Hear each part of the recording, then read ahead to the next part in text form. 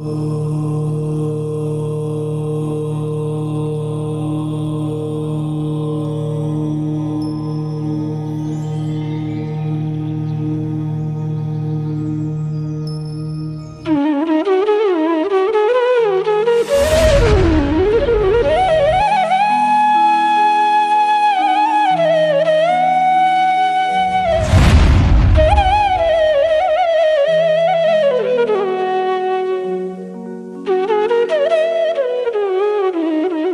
नमः सिद्धेभ्यः।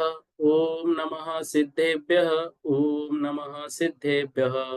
सिद्धं शुद्धं पनमीय जिनिंदवरनेमि चंदम कलंकम गुणरयन भूषनुदयम जीवसपरुवनम ओच्छम। बोलो देवादिदेव 1008 श्री श्रेयांसनाथ भगवान की जय। देवादिदेव 1008 श्री नेमिनाथ भगवान की जय। देवादिदेव 1008 श्री बाहुबली भगवान की जय। सिद्धांत चक्रवर्ती आचार्य श्री नेमिचंद्राचार्य महामुनिराज की जय। निर्यापक श्रमण मुनि पुंगो श्री सुधा सागर जी महामुनिराज की जय। समस्त मुनि संघ की जय। काय मार्गना का वर्णन विगत दिनों से हम पढ़ रहे हैं। और काय मार्गना में जो कल की गाथाओं में जीवों के शरीर के विषय में हम पढ़ रहे हैं कि एक निगोद, फिर निगोद में पुलवी, पुलवी में आवास, आवास में अंडर, अंडर में स्कंध। ऐसे ये जो जीव है, ये जीव कैसे रहते हैं, किस तरह से रहते हैं और कितनी संख्या में रहते हैं, यह सब वर्णन लगभग 194 गाथा तक हमारा हो गया था। आइए 195 नंबर की गाथा आज हमको पढ़नी है। जो ऊपर दिए हुए बातें हैं उन्हीं बातों को दृष्टांत के माध्यम से यहाँ पर समझा रहे हैं। जम्बूदीवं भरहो, जम्बूदीवं भरहो, कोसल सागेत घराइं वा, खंडधर आवासा, कुल विशरीरा निदीठन्ता, कुल विशरीरा निदीठन्ता। क्या कह रहे हैं? जम्बू दीवम भरहु कोसल सागेत घराइम वा, खंड डर आवासा, पुलवी शरीरानि दिठंता। जम्बूदीवम अर्थात जम्बू द्वीप, भरहो अर्थात भरत क्षेत्र, कोशल, कोशल अर्थात कोशल आदि क्षेत्र या कोशल आदि देश, साकेत, साकेत कहते हैं अयोध्या को, ठीक है ना। फिर साकेत के बाद घराइम, घराइम अर्थात घर, ये क्या है नीचे बता रहे हैं। खंडधर, आवास, पुलवी और शरीरानी मतलब शरीर, दिठंता मतलब दृष्टांत, ये सब इनके दृष्टांत है। कैसे दृष्टांत है समझिएगा। सर्वप्रथम दिया जम्बू दीवम, जम्बू द्वीप। तो जम्बू द्वीप क्या है? जम्बू द्वीप है, सबसे पहले देखो खंदम है, खंदम मतलब स्कंध। तो जम्बू द्वीप को कहा स्कंध। तो स्कंध जो है, स्कंधों का दृष्टांत जम्बू द्वीप समझना है। जैसे मध्य लोक में जम्बू द्वीप आदिक द्वीप है, वैसे ही लोक में स्कंद है।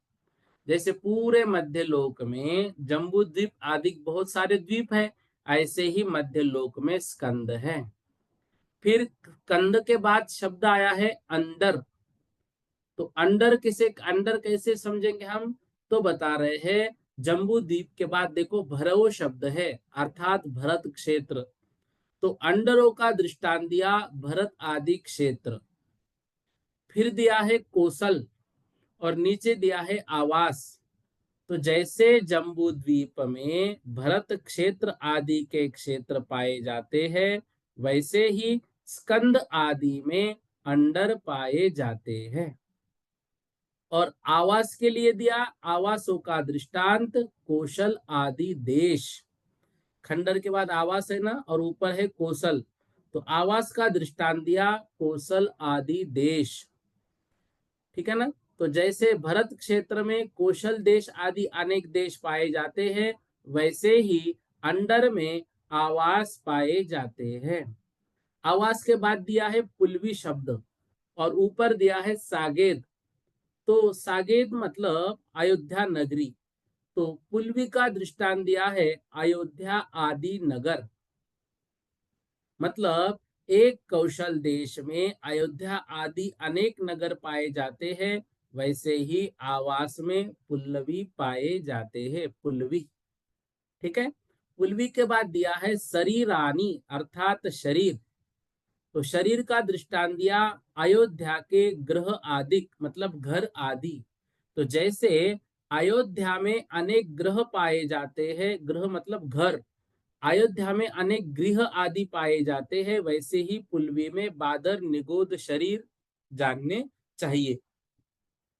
तो यहाँ पर ये दिठांता अर्थात ये दृष्टांत है। ऐसे दृष्टांत हम समझ सकते हैं, एक के अंदर एक, इस तरह से ये सब कुछ होते हैं।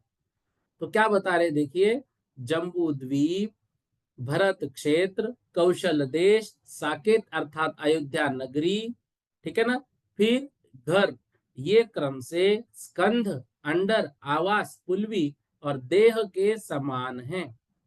तो लोक असंख्यात लोक प्रमाण, इसमें स्कंध प्रतिष्ठित प्रत्येक शरीर, उदाहरण दिया मध्य लोक में जम्बू द्वीप। एक स्कंध ये उत्तर उत्तर असंख्यात लोक गुणित है, इसमें पंचगोलक है अंडर, उदाहरण दिया जम्बू द्वीप में भरत क्षेत्र आदि। एक अंडर जो असंख्यात लोक प्रमाण है, और ये जो है उत्तर उत्तर असंख्यात लोक गुणित है, इनकी संख्या असंख्यात लोक गुणित है, असंख्यात लोक प्रमाण, लेकिन ऊपर का जो असंख्यात लोक प्रमाण है उससे ये असंख्यात लोक गुणित। तो एक अंडर में स्कंद आवास, और मध्य लोक में जम्बू द्वीप क्षेत्र आदि में कौशल देश आदि। एक आवास में असंख्यात लोक प्रमाण, ये उत्तर उत्तर असंख्यात लोक गुणित, और स्कंद है पुलवी, और मध्य लोक में जम्बूद्वीप देशादि में अयोध्या नगरी। एक पुलवी असंख्यात लोक प्रमाण, और स्कंद है यहाँ पर शरीर, मतलब जो प्रत्येक शरीर आदि जैसे ऊपर लिया था, तो इसमें वह है शरीर, और उदाहरण दिया नगर में घर, और एक शरीर में अनंतानंत जीव, तो जीव दिए उस घर में रहने वाले जीव। ठीक है ना। तो जैसे गाथा में देखिए, शरीरानी, ये शरीर दिठंता ये दृष्टांत है, और यहाँ पर शरीर के बाद ये जीव शब्द भी हमको मतलब लेना है। तो जैसे एक शरीर में अनंतानंत जीव, वैसे घर में ही जीव पाए जाते हैं। इस तरह से ये जो ऊपर हमने समझा, उनको उदाहरण के माध्यम से यहाँ पर समझाया है।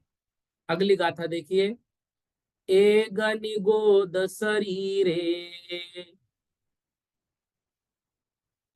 ए गनिगोद शरीरे,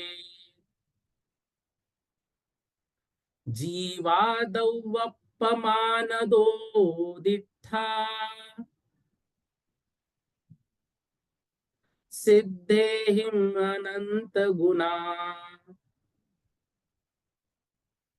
सौवेन विदिद कालेन,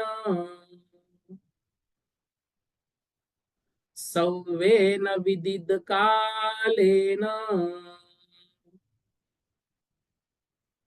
एक निगोद शरीरे। एक मतलब एक, निगोद मतलब निगोद जीव के, शरीरे अर्थात शरीर में, जीवा अर्थात जीव, द्रव्य प्रमाण दो, द्रव्य प्रमाण, दिठा अर्थात दिखते हैं, देखने में आते हैं। कितने हैं ये?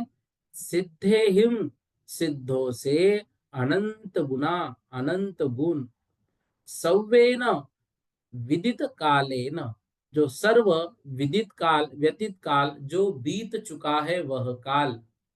तो क्या कह रहे हैं? सिद्धे हिम अनंत गुना, समस्त जो सिद्धों की राशि है और संपूर्ण अतीत काल के समयों में जितना प्रमाण है, जितना व्यतीत काल मतलब जितना प्रमाण है, तो द्रव्य प्रमाण दो, द्रव्य प्रमाण की अपेक्षा से उनसे अनंत गुना, अनंत गुने जीव एक निगोद शरीरे, एक निगोद शरीर में रहते हैं।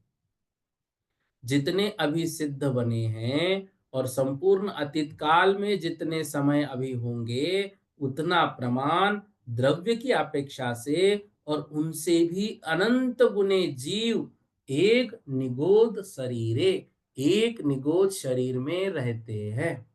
तो एक निगोद शरीर में जीवों का प्रमाण दिया है द्रव्य की अपेक्षा सिद्धों से अनंत गुने, काल की अपेक्षा अतीत काल के समयों में जितने अनंत गुने, क्षेत्र की अपेक्षा सर्व आकाश प्रदेश के अनंतवे भाग, सर्व आकाश लोकाकाश नहीं, सर्व आकाश वो कितना है, वो अनंतानंत है, उस सर्व आकाश प्रदेश का अनंतवा भाग।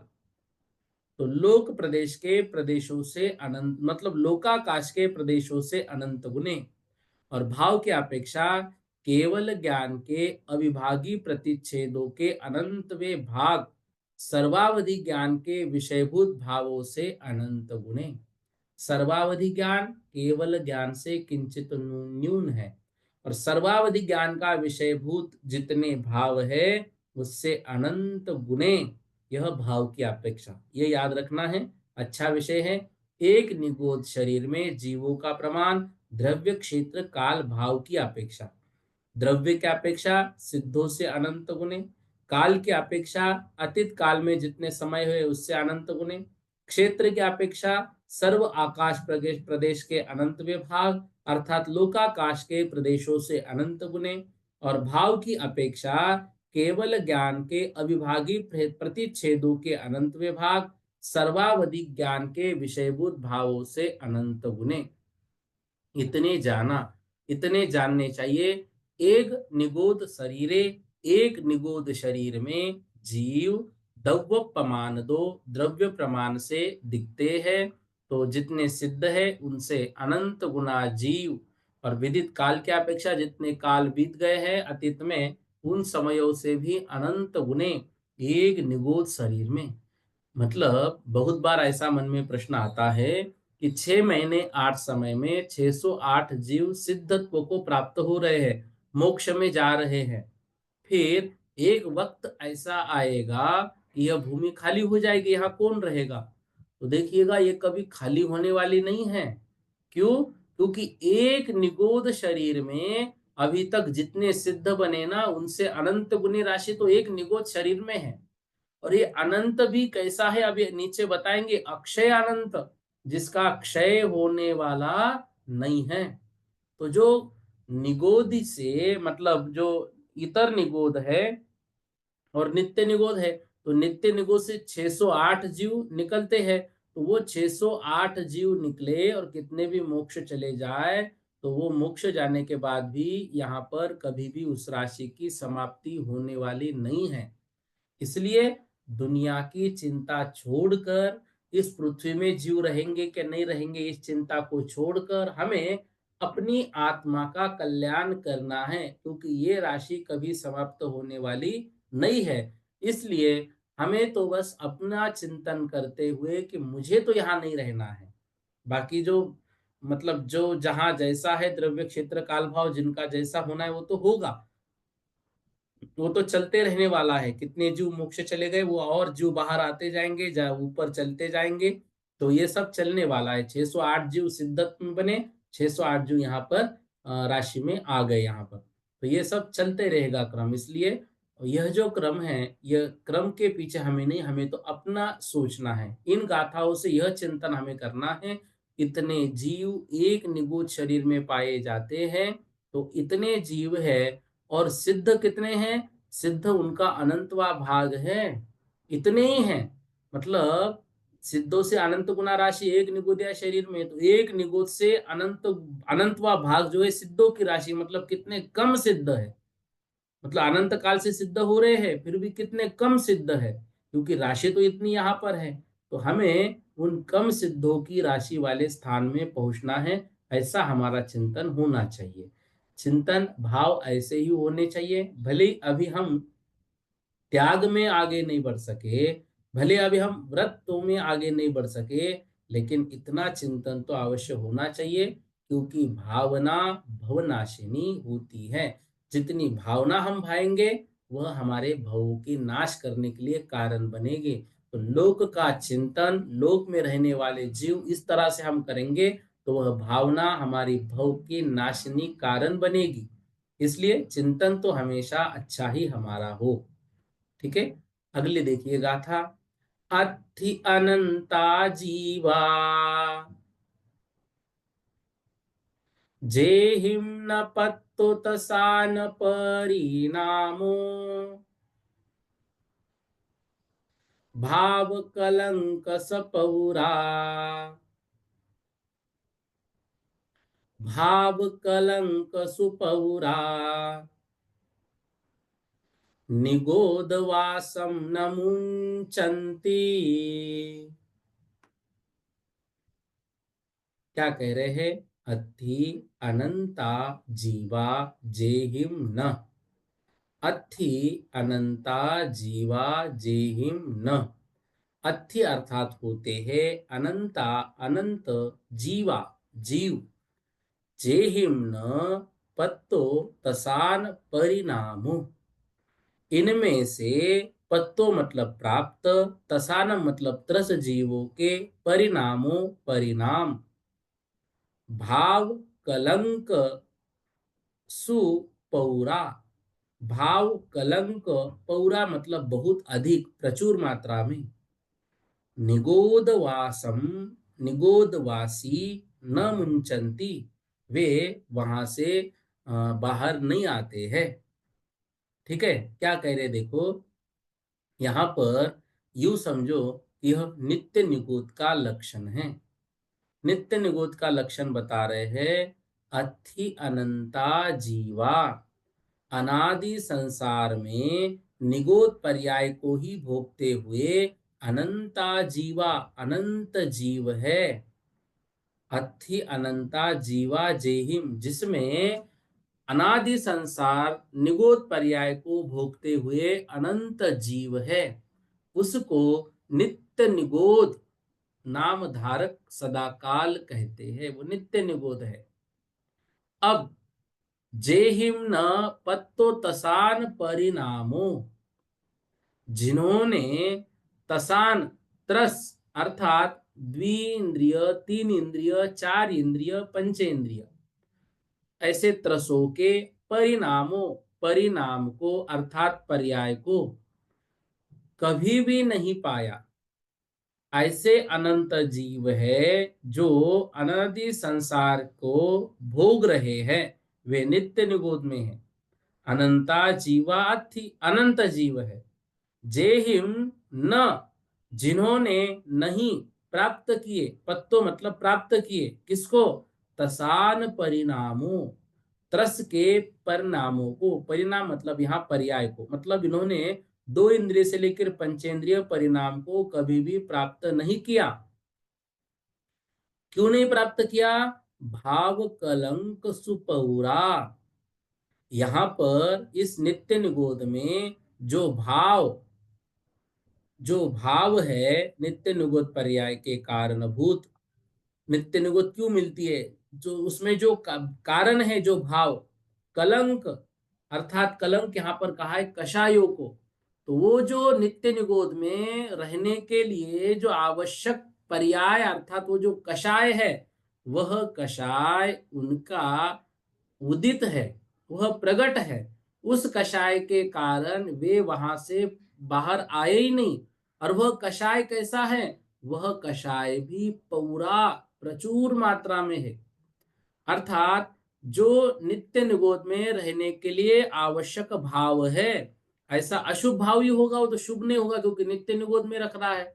तो ऐसा अशुभ भाव अर्थात वह कषायों का उदय, उससे उनकी अशुभ लेशारूप जो भाव है, वह भाव पौरा मतलब बहुत है, प्रचुर मात्रा में है। उस कारण से उनका संबंध नित्य निगोद से लगा रहा है।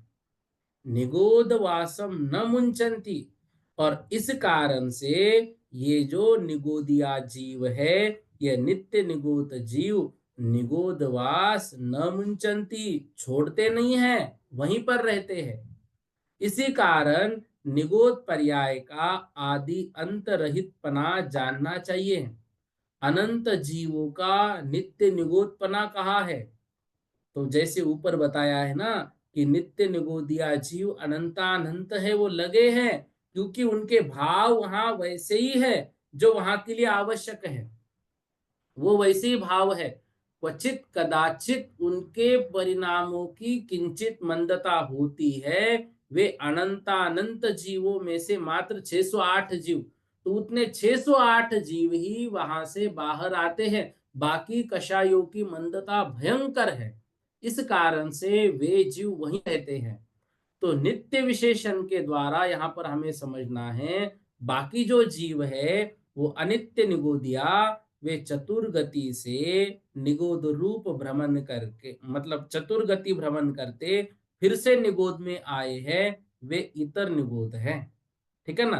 तो जो निगोद है वो दो प्रकार से है। तो जो नित्य निगोद है, ये नित्य निगोद की व्याख्या यहाँ पर बताई कि उसमें अनंत जीव है जिन्होंने अभी त्रस पर्याय को प्राप्त किया ही नहीं है। क्यों नहीं किया? क्योंकि वहां रहने के लिए आवश्यक जो कषाय है, और उस कषाय के उदय से उनकी जो अशुभ लेशा है वह पूरा प्रचुर मात्रा में है। इसलिए नित्य निगोदिया जीव निगोद वासम न मुंचंती, उस निगोद वास से वहां से वो न मुंचंती, छोड़ते नहीं है। और इससे विपरीत जो तसान परिणाम, जो त्रस पर्याय को प्राप्त करके वहां पर आए हैं, वे इतर निगोद वाले जीव है। ये शेष न्याय से हमें यहाँ पर समझना है। तो यहाँ पर यह बात हमें ध्यान रखनी है, जो अनादि से निगोद पर्याय के ही धारक है वे नित्य निगोद जीव है, और जिन्होंने अन्य पर्याय प्राप्त करके पुनः निगोद पर्याय को प्राप्त किया है वो इतर निगोद है। वे आदि अंत सहित है, क्योंकि वो वहां से बाहर आए हैं, तो आदि अंत से सहित है। तथा जिनके प्रचुर भाव कलंक है, वे निगोद वास को नहीं छोड़ते। तो यहाँ पर प्रचुर शब्द जो है, वह प्रचुर शब्द उनके कषायों की, मतलब जो लेशाओं की जो तीव्रता है, अधिकता है, उसके लिए यहाँ पर बताया है। तो जो भाव कलंक है, वह भाव कलंक उनका है, लेकिन क्वचित कदाचित किसी का मंद हो गया तो वे वहां से निकलकर चतुर्गति में आते हैं। तो हम जो समझते हैं ना कि 6 महीने 8 समय में 608 जीव नित्य निगोद से निकलते हैं, और उसी 6 महीने और 8 समय में 608 जीव संसार से निकलकर मुक्ति को भी प्राप्त होते हैं। इस तरह से यहाँ पर नित्य निगोद की व्याख्या को हमें समझना है। बड़े सुंदर तरीके से इस गाथा के माध्यम से आचार्य महाराज ने हमको वो समझाया है विषय। ठीक है। तो ऐसे अनंतानंत जीव है जिन्होंने त्रसों की पर्याय अभी तक कभी नहीं पाई है, और जो निगोद अवस्था में होने वाले दुर्लेशारूप परिणामों से अत्यंत अभिभूत रहने के कारण निगोद स्थान को कभी नहीं छोड़ते हैं। निगोद साधारण के भेद नित्य निगोद, जिसने अनादिकाल से अभी तक त्रस पर्याय प्राप्त नहीं की। इतर निगोद जो देव नारकी तिर्यंच मनुष्यों में उत्पन्न होकर पुनः निगोद में उत्पन्न होते हैं। इसका दूसरा नाम चतुर्गति निगोद भी है। इतर निगोद का दूसरा नाम चतुर्गति निगोद। निगोद से बाहर क्यों नहीं आते? तो उत्तर दिया, भाव कलंक की प्रचुरता होने के कारण। नित्य निगोद अनादि अनंत है, अनादि शांत भी है। अनादि अनंत जो अभी तक वहां से निकले नहीं है और ना ही निकलेंगे, अनादि अनंत। अनादि शांत इतर निगोद की अपेक्षा से है। क्या नित्य निगोद से जीव कभी नहीं निकलते? तो बताया ऐसा नहीं है। 6 महीना 8 समय में 608 जीव नित्य निगोद से निकलकर अन्य पर्याय को प्राप्त करते हैं। वे क्यों? भाव कलंक की अल्पता होने के कारण निकलते हैं। एक दिन एक दीदी ने प्रश्न पूछा था, नित्य निगोद से निकलने के लिए उनका क्या पुण्य है? तो यही उत्तर आया था कि भावों की उनकी जो मंदता है उस कारण। भाव की मंदता मतलब कषायों की मंदता। यहाँ पर एक पंक्ति में कितना अच्छा उत्तर मिल रहा है। भाव कलंक की अल्पता होने के कारण, भाव कलंक मतलब वो कषाय, और वहां की उनकी अशुभ लेशाएं। ठीक है, इस तरह से। आइए 198 नंबर की गाथा। विहिति च हुई पंचहिम, विहिति च हुई पंचहिम। कहीं पर चतुहिम भी है। विहिति चतुहिम पंचहिम, सहियाजे इंदि एहिम लोयमी, ते तस काया जीवा नेया विरोवदेसेन, नेया विरोवदेसेन। क्या कह रहे हैं? बीही मतलब द्विइंद्रिय, तीही अर्थात तीन इंद्रिय, चतुही अर्थात चार इंद्रिय, पंचहिम अर्थात पांच इंद्रिय, सहिया सहित, इंद्रियहिम लोएहिम इंद्रिय लोक में। तो इंद्रिय लोक में जो दो इंद्रिय से सहित है, स्पर्शन रसना से युक्त, वो दो इंद्रिय, तीन इंद्रिय स्पर्शन रसना घ्राण से युक्त तीन इंद्रिय, चार इंद्रिय स्पर्शन रसना घ्राण चक्षु से युक्त चतुर्ंद्रिय, पांच इंद्रिय स्पर्शन रसना घ्राण चक्षु श्रोत्र से युक्त पंचेंद्रिय। ये जीव जो है ते तस काया, वे त्रस काय है। ऐसे जीवा निया विरोव देसे न, वे त्रस काय है। जो जीव जितने इंद्रियों से सहित है उतने इंद्रिय वाला है, दो इंद्रिय से लेकर पंचेंद्रिय तक के जीव क्या है? तस काया निया, त्रस काय जानने चाहिए। कैसे? विरोवदेशेन, विरोवदेशन मतलब वीर के उपदेशेन, अर्थात भगवान महावीर स्वामी के उपदेश से। तो वर्धमान तीर्थंकर भगवान ने ऐसा उपदेश अपने को दिया है, और वह उपदेश परंपरा से क्रम से चलते आते हुए शास्त्र के द्वारा हमारे पास आया है। तो हम ये कहेंगे, दो इंद्रिय स्पर्शन रसना से युक्त द्विंद्रिय, तीन इंद्रिय स्पर्शन रसना घ्राण से युक्त तीन इंद्रिय, चार इंद्रिय स्पर्शन रसना घ्राण चक्षु से युक्त चतुरिंद्रिय, और पांचों इंद्रिय से युक्त पंचेंद्रिय। ये सारे के सारे जीव त्रस काय है, ऐसा भगवान महावीर स्वामी का उपदेश है, और उनके उपदेश से ये जानना है। अब देखिए, स्थावर कायिक कहाँ रहते हैं? स्थावर कायिक जीव सारे लोक में सर्वत्र। लोक का एक भी प्रदेश नहीं है जहां पांच स्थावर कायिक नहीं है, ये याद रखना। ठीक है ना? लोक मतलब सिद्ध भगवान है, वहां पर भी स्थावर कायिक जीव है। वे सिद्धों के पास है लेकिन उनका कल्याण नहीं हुआ है, वो वहां से फिर यहाँ पर आ सकते हैं। तरसकाई कहाँ है? तरस नाड़ी में, जो लोकाकाश में बीच में ऐसी सीधी तरस नाड़ी बनी हुई है, उसको हमने सर्वार सिद्धि में तत्वार सूत्र में समझा है। उस तरसकाई जीव तरस नाली में रहते हैं। क्या तरस नाली के बाहर भी हो सकते हैं? तो कहा है हाँ, अपवाद रूप स्थिति में। अपवाद रूप स्थिति, ये सर्वार सिद्धि में तीन विषय हमने लिए थे, याद है ना? वो अपवाद रूप के जो स्थिति है, वह उपपाद जन्म के समय, मतलब कहीं पर उन्होंने जन्म लिया, बाहर थे और अब तरस नाली में जन्म लिया है, तो उनका तरस का उदय आ गया, तो वो जन्म की अपेक्षा से, मारणांतिक समुद्घात की अपेक्षा, मान लो तरस नाली में है, बाहर जन्म लिया, तो यहाँ से वो बाहर उस उसको टच करके आएंगे, और समुद्घात के समय अर्थात केवली समुद्घात की अपेक्षा से। यह जो है, यह तीनों चीजें हमने सरवार सिद्धि में भी पढ़ी थी। उसी बात को यहाँ पर आचार्य महाराज गाथा के माध्यम से दे रहे हैं। 199 नंबर की गाथा देखिए। उवाद मारंतीय परिणदत समुज्जीवून शेष तसा, तसनाली बाहिरम्मी, यनत्थित्ति जिनेहिम्नि दिठम। देखिए, उवाद मारंतीय परिणद समुज्जीवून शेष तसा, उपवाद अर्थात उपपाद, मारंतीय अर्थात मारणांतिक, परिणत, समुज्जीवन, शेष तसा, शेष तसा, तसनाली बाहिरम्ही, तसनाली त्रसनाली के बाहर भी, नत्थिति जिनेहिम निद्दिष्टम, नत्थिति नहीं है ऐसा, जिनेहिम जिनेन्द्र भगवान ने निद्दिष्टम, क्या बता रहे हैं?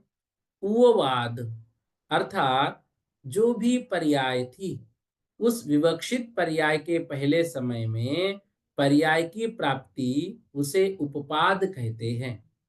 मरण अर्थात प्राण त्याग और अंत अर्थात पर्याय का अंत, तो मारणांतिक उसको बोलते हैं मरणांत काल, वर्तमान पर्याय के आयु का अंतिम अंतर मुहूर्त।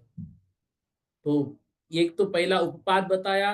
उपपाद क्या है? विवक्षित पर्याय के पहले समय में पर्याय की प्राप्ति। अब वहां से जीव निकला और यहाँ पर आया, तो वहां से अभी आ रहा है, तो वह जो समय है उतने समय के लिए उसका उदय त्रस का रहेगा। ठीक है ना? तो इस कारण से उपपाद। फिर दिया मारणांतिक समुद्घात की अपेक्षा, अंतर मुहूर्त, और मरण काल के उत्पन्न हुआ वो मारणांतिक समुद्घात। तो आगामी पर्यायों के पैदा होने के स्थान तक आत्म प्रदेशों का जो फैलना होता है उसे मारणांतिक समुद्घात कहते हैं। तो इस तरह उपपाद रूप परिणत और मारणांतिक समुद्घात से परिणत, और फिर दिया है च शब्द आया है, देखिए गाथा में, उपपाद मारणांतीय, यह मतलब च। तो यहाँ पर जो यहाँ पर लेना है हमें च शब्द से केवली समुद्घात भी। ठीक है ना? तो केवली समुद्घात से परिणत जो त्रस जीव, इनके स्थानों को छोड़कर बाकी जो है वे अन्य 5 समुद्घात में परिणत सर्वही त्रस जीव, वे त्रस नाली के बाह्य में स्थित लोक क्षेत्र उसमें नहीं पाए जाते, ऐसा अरिहंत आदि भगवान ने उपदेश दिया है। इसलिए जो त्रस नाली है उस नाली में त्रस का ही रहने का स्थान है, इसलिए उसको त्रस नाली कहते हैं। यह त्रस नाली लोक के मध्य भाग में, हमने पढ़ा है सर्वार सिद्धि में, ऊंची 14 राजू। ठीक है ना? तो 14 राजू ऊंची और उसकी चौड़ी वो 1 राजू ऐसी चौड़ी होती है। 1 राजू चौड़ी 14 राजू ऊंची ऐसी वह त्रसनाली। तो त्रस जीव त्रसनाली में ही है। कोई जीव त्रसनाली के बाहर वात वलय में रहने वाला स्थावर था, उसने त्रस की आयु बांधी। वह पहली वायु का एक स्थायु पर्याय को छोड़कर पश्चात विग्रह गति के प्रथम समय में त्रस नामक नाम कर्म के उदय की अपेक्षा त्रस नाली के बाहर का त्रस हुआ। समझ गए? वो बाहर था, वो स्थावर ही था, लेकिन उसने अब वहां से मरण करके त्रस की आयु बांधी, तो वहां से अंदर आया नहीं, लेकिन आयु उसकी त्रस की बन चुकी है पहले समय में, इसलिए वो त्रस नाली से बाहर। फिर दूसरा दिया, कोई त्रस नाली के अंदर है, उसने त्रस नाली के बाहर तनुवात वलय संबंधी वायु का एक स्थावर का बंध किया। अब उसके आयु के अंतर्मूर्त शेष रहने पर उसके आत्म प्रदेशों का फैलाव हुआ। जहां का बंध किया था उस त्रस नाली के बाहर तनुवात वलय तक का होता है, इसलिए मारणांतिक समुद्घात वाले त्रस का अस्तित्व त्रस नाली के बाहर कहा गया। फिर केवली भगवान के केवली समुद्घात में कपाट प्रतर आदि आकार के समय त्रस नाली के बाह्य में अपने प्रदेशों को फैलावने रूप जो समुद्घात है, इसलिए केवली समुद्घात वाले वो तो है त्रस का अस्तित्व वाले, तो वो त्रस का अस्तित्व वाले त्रस नाली के बाह्य में कहा गया है। इन तीनों के अलावा अन्य किसी भी त्रस का अस्तित्व त्रस नाली के बाह्य में नहीं पाया जाता, ऐसा जिनेन्द्र भगवान का उपदेश है, आदेश है, ऐसा हमें समझना है। इस तरह से इस गाथा का विषय यहाँ पर हमें याद रखना है। तो ये 3 स्थान त्रस नाली के बाहर पाए जाने वाले अपवाद समय, उपपाद समय, मारणांतिक समुद्घात और केवली समुद्घात, ये प्रश्न भी बन सकता है। त्रस नाली के बाहर पाए जाने वाले अपवाद कौन कौन से हैं?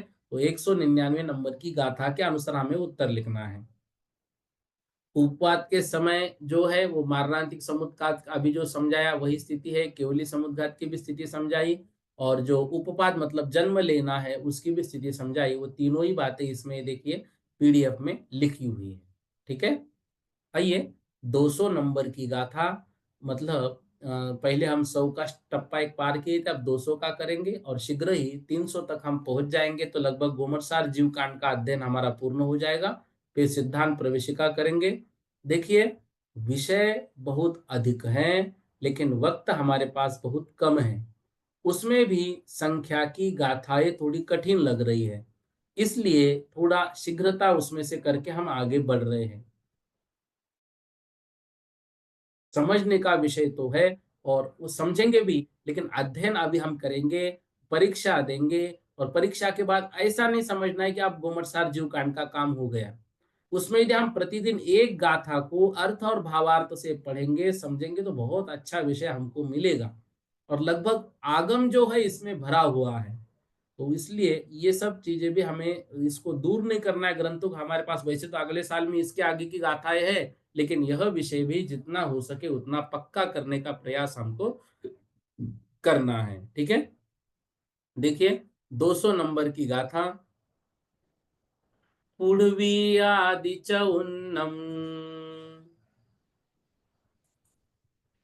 पुढवी आदि च उन्नम, केवली आहार देव नीरयंगा, अपदिठिदा निगोदहिम्, पदिठिदंगा हवे शेषा, पदिठिदंगा हवे शेषा। क्या कह रहे हैं? जो वनस्पति हैं, उस वनस्पति के तरह जो बाकी स्थावर है, उन स्थावरों में भी प्रतिष्ठित अप्रतिष्ठित आदि जीव पाए जाते हैं। मात्र वनस्पति ही प्रतिष्ठित अप्रतिष्ठित नहीं है, बाकी भी है। तो वो यहाँ पर बता रहे हैं, पुढ़वी आदि चहुन्नम। पुढ़वी आदि चहुन्नम, वनस्पति छूट गया इसमें से। अब वनस्पति का प्रतिष्ठित अप्रतिष्ठित हमने समझ लिया।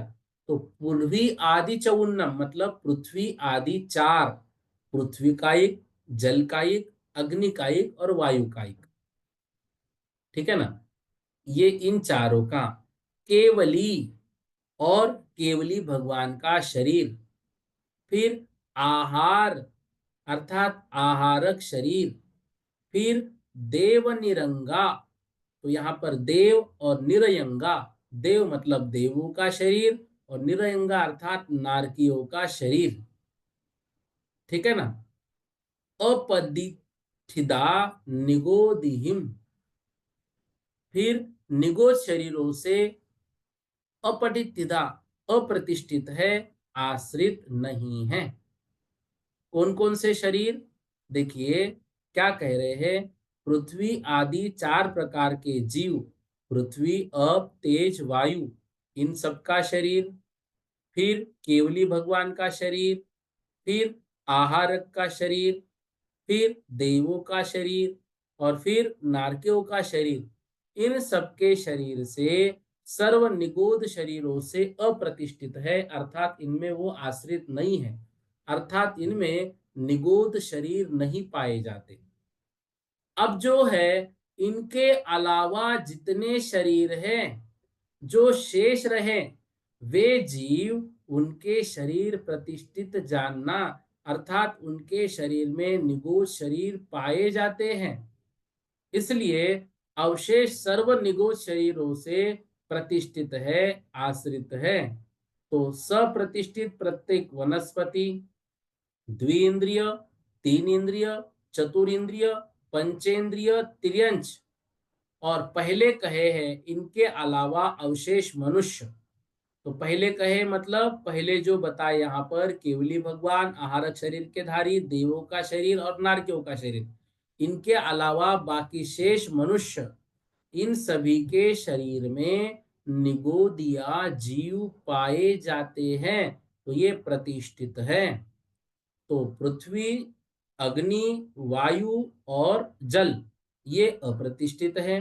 केवली भगवान का शरीर, आहारक शरीर, देवों का शरीर, नारकियों का शरीर ये भी अप्रतिष्ठित है, क्योंकि इनके आश्रय से निगुदिया शरीर नहीं है।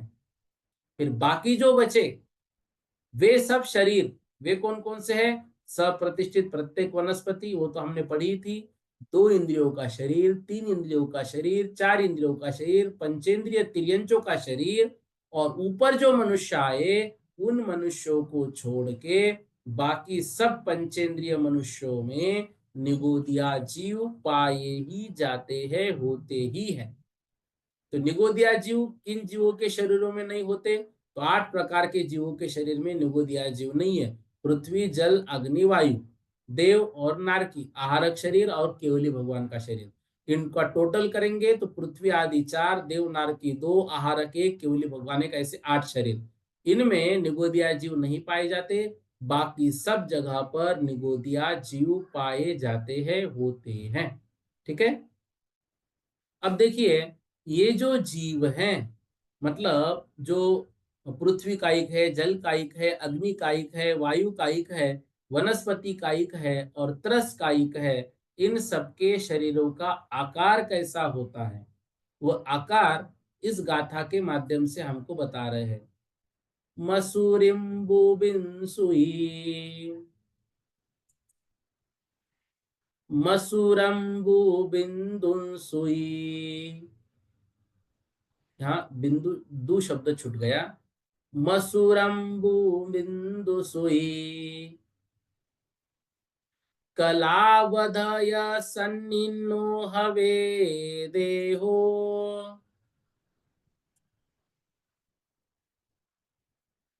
कलावधय सन्निनो हवे देहो,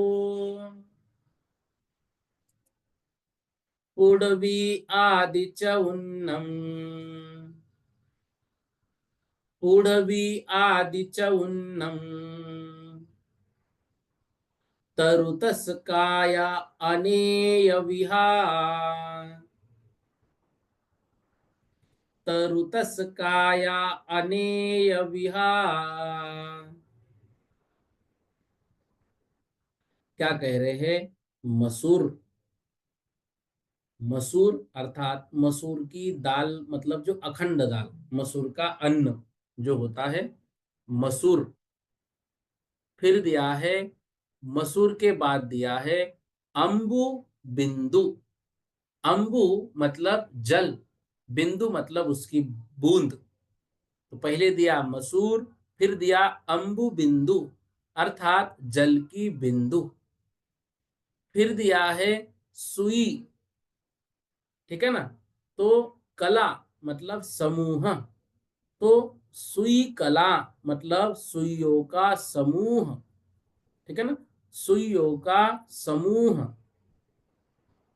फिर सुई कला के बाद दिया धय। धय, धय मतलब यहाँ पर ध्वज। सन्निहो अर्थात सहित, हवे देहो होते हैं शरीर, किस किस के? पुढ़वी आदि चौन्नम, पृथ्वी आदि 4 के, तरु मतलब वनस्पति के, तस काया मतलब त्रस कायिकों के, अनेह व्या अनेक प्रकार के। क्या कह रहे गाथा में, ध्यान से देखिएगा। बता रहे हैं पुढ़वी मतलब पृथ्वी कायिक जीवों का शरीर, ऊपर से शब्द लेना है मसूर पहला, तो मसूर के अन्न के समान गोल आकार है पृथ्वी कायिक जीवों का शरीर, मसूर के अन्न के समान। फिर दिया है अंबु बिंदु। अंबु बिंदु मतलब जल की बिंदु। तो जल की मतलब जल कायिक जीवों का शरीर जल की बूंद के समान, जैसे जल की बूंद होती है वैसे ही जल कायिक जीवों के शरीर का आकार होता है। अग्निकायिक जीवों का शरीर तो बताया सुई कलाव अर्थात सुइयों का आकार, सुइयों के समूह का आकार, मतलब सुइयों के समूह के समान लंबा ऊर्ध्व में चौड़ा बहुमुख आकार वाला। फिर दिया है ध्वज, धय है ना, धय मतलब ध्वज, तो वायु का एक जीवों का शरीर ध्वजा के समान लंबा चौकोर आकार वाला।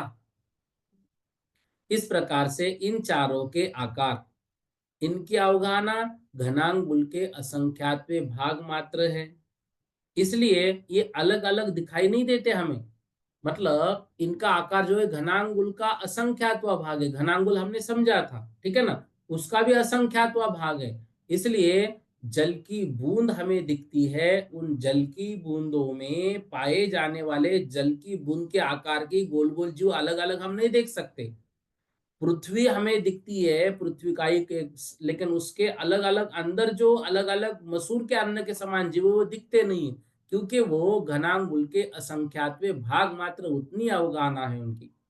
तो पृथ्वी आदि जो है ये इंद्रिय गोचर है, वे अनेक शरीरों का समुदाय है जो हमको दिख रहा है। वो तो इंद्रियों से जो दिख रहा है वो अनेक शरीरों का समुदाय है। फिर बता रहे हैं तरु अर्थात जो वृक्ष है, वनस्पति कायिक है। फिर तस काया अर्थात त्रस कायिक है। ये इनकी काया मतलब इनका शरीर अनेय विहा, वह अनेक प्रकार का है।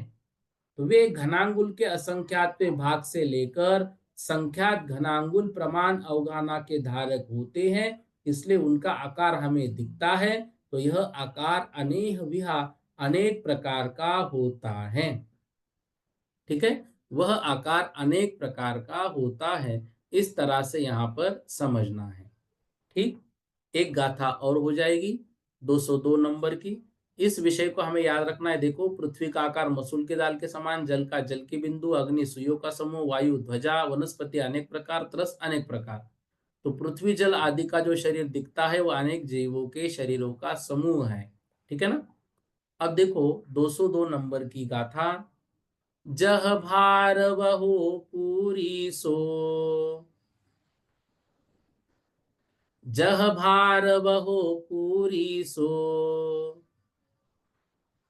वह ही भरम गेहूं न कावलियम, एमेव वह ही जीवो कम भरम काय कावलियम, कम भरम काय कावलियम।